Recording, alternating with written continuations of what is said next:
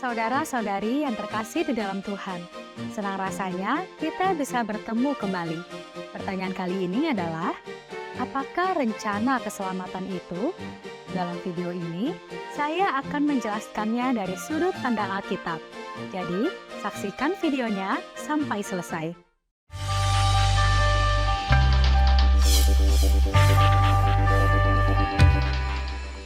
Keselamatan adalah pembebasan.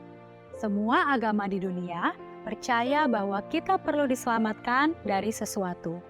Namun, pengertian diselamatkan dari apa, mengapa perlu diselamatkan, dan bagaimana keselamatan diperoleh sangat berbeda.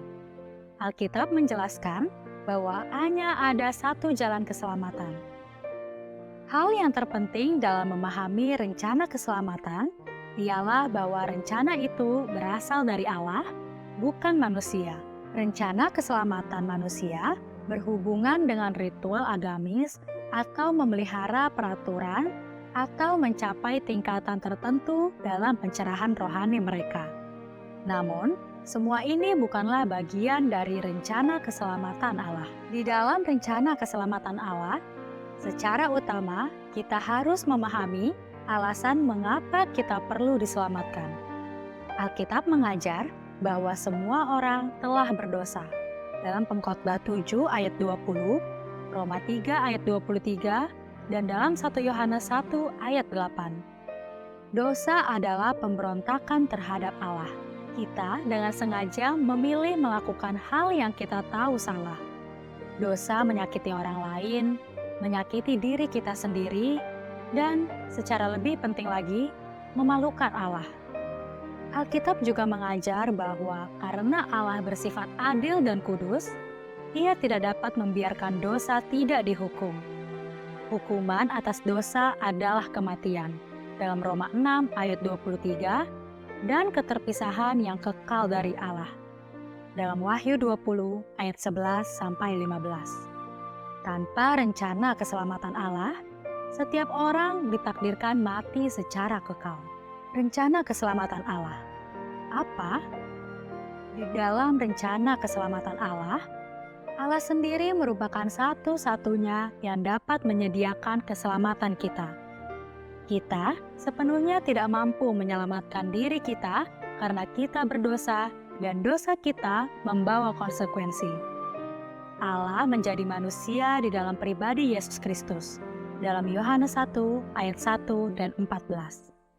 Yesus hidup secara tidak berdosa. Dalam 2 Korintus 5 ayat 21, Ibrani 4 ayat 15, dan 1 Yohanes 3 ayat 5, dan menyerahkan diri sebagai korban sempurna sebagai ganti pihak kita. Dalam 1 Korintus 15 ayat 3, Kolose 1 ayat 22, dan Ibrani 10 ayat 10. Karena Yesus adalah Allah, kematiannya bernilai kekal dan tak terbatas. Kematian Yesus Kristus di atas salib melunasi hutang hukuman dosa seluruh dunia. Dalam 1 Yohanes 2 ayat 2.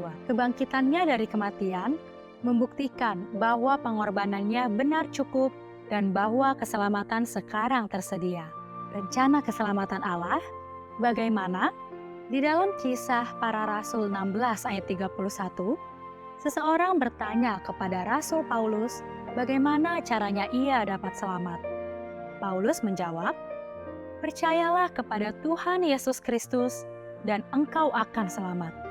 Satu-satunya cara mengikuti rencana keselamatan Allah adalah dengan percaya. Itulah satu-satunya persyaratan yang harus dipenuhi. Dalam Yohanes 3 ayat 16 dan Efesus 2 ayat 8-9. Allah telah menyediakan keselamatan kita melalui Yesus Kristus. Yang perlu kita lakukan adalah menerimanya dalam iman dengan percaya sepenuhnya pada Yesus saja sebagai Sang Juru Selamat. Dalam Yohanes 14 ayat 6 dan Kisah Para Rasul 4 ayat 12. Itulah rencana keselamatan Allah. Rencana keselamatan Allah. Akankah Anda menerimanya? Jika Anda sudah siap mengikuti rencana keselamatan Allah, tempatkanlah iman Anda dalam Yesus Kristus sebagai juru selamat Anda. Ubahlah haluan pikiran Anda dari hal-hal yang berdosa dan penolakan Allah kepada penerimaan Allah melalui Yesus Kristus. Percayailah bahwa pengorbanan Yesus adalah pelunas yang sempurna bagi hutang dosa Anda.